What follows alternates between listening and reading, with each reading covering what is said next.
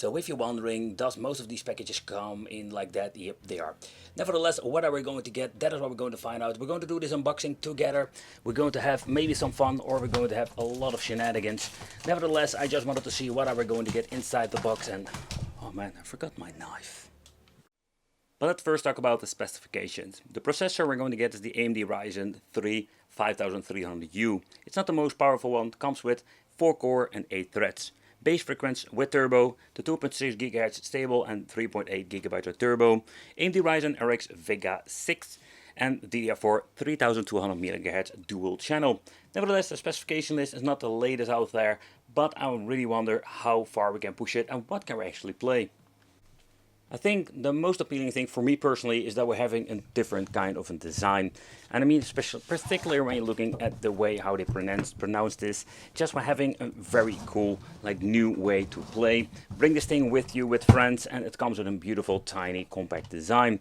The power supply is just your typical power supply that you're going to get. This is the 19 volts, 3.42 amps. There's nothing really fancy, just a normal plug.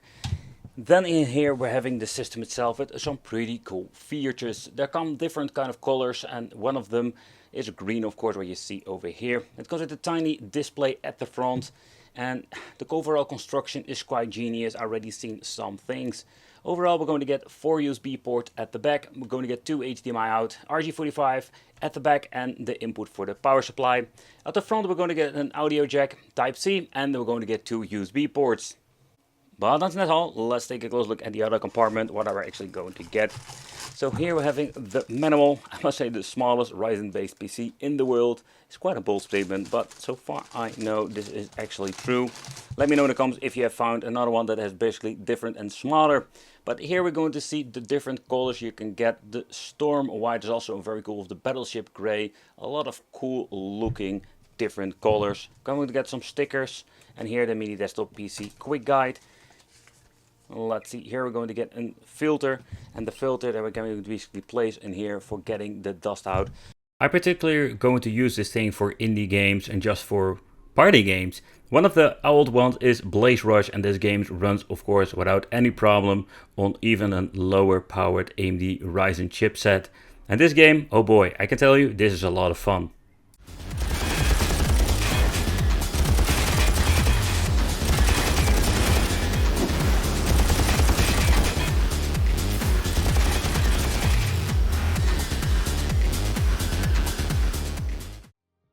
Fun cooperative game is one of those games like Hunt Down. You can just enjoy them together with a friend, old school, like back in the 90s.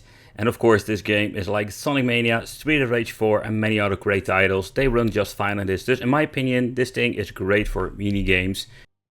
Watch it! Bounty on us! Come here, I'll show you.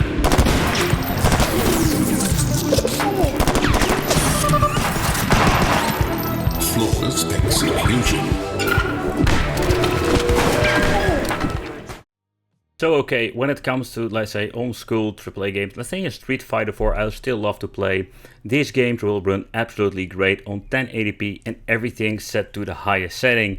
And I think when you're loving, like me, the old fighting games or other games, they will run absolutely amazing even on a low spec AMD Ryzen chipset. Show me everything you have to offer. Are you ready? Fight! Sonic Boom! Do not hesitate. Sonic Boom!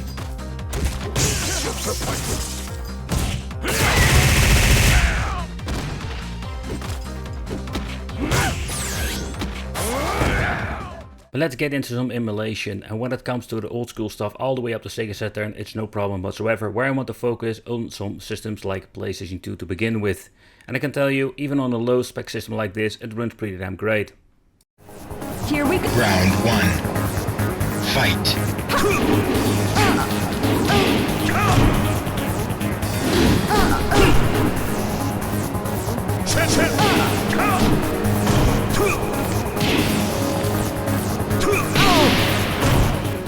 With PlayStation Portable and the PPSSPP emulator, I needed to mess around with it. I couldn't get this thing to run on full resolution, or in other words like 10 times resolution like we have seen with some of the systems that we reviewed here on the channel.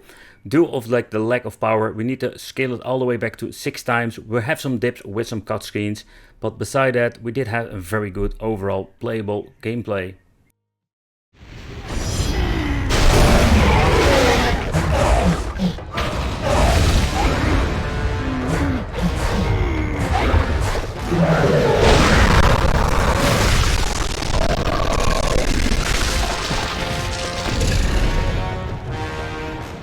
With PlayStation 3 we're going to push the boundaries of this device simply because this is a low power system, but I was quite surprised to see how fast even the loading times is when you're actually going to boot up a game.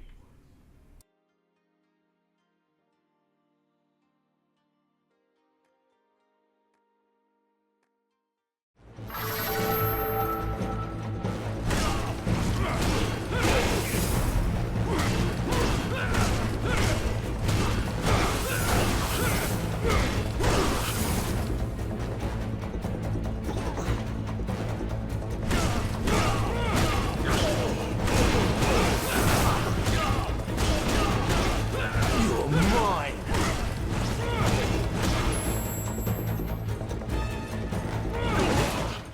1080p, I just wanted to see about how we can play some Xbox Classic, but I think when you're looking in the era of PlayStation 2, Xbox Classic, GameCube, you were going to have amazing performance even on this low power chip.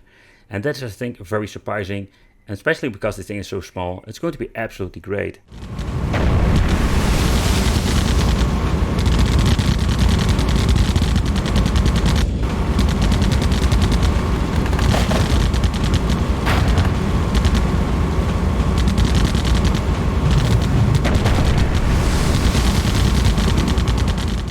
But if you want to go into the Xbox 360, this device is not powerful enough. So there we're going to meet his limitations. And if you want to play stuff like this, we need to have way more power.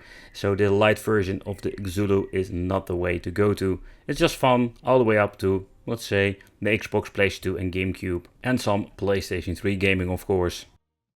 For me, the light is absolutely more than enough. So when you're looking at all the positive and the negative sides, yeah, you need to decide for yourself, is this thing really worth picking up? Well, thank you all for watching, consider subscribing, hit that little bell, and it would be great to see you in the next video.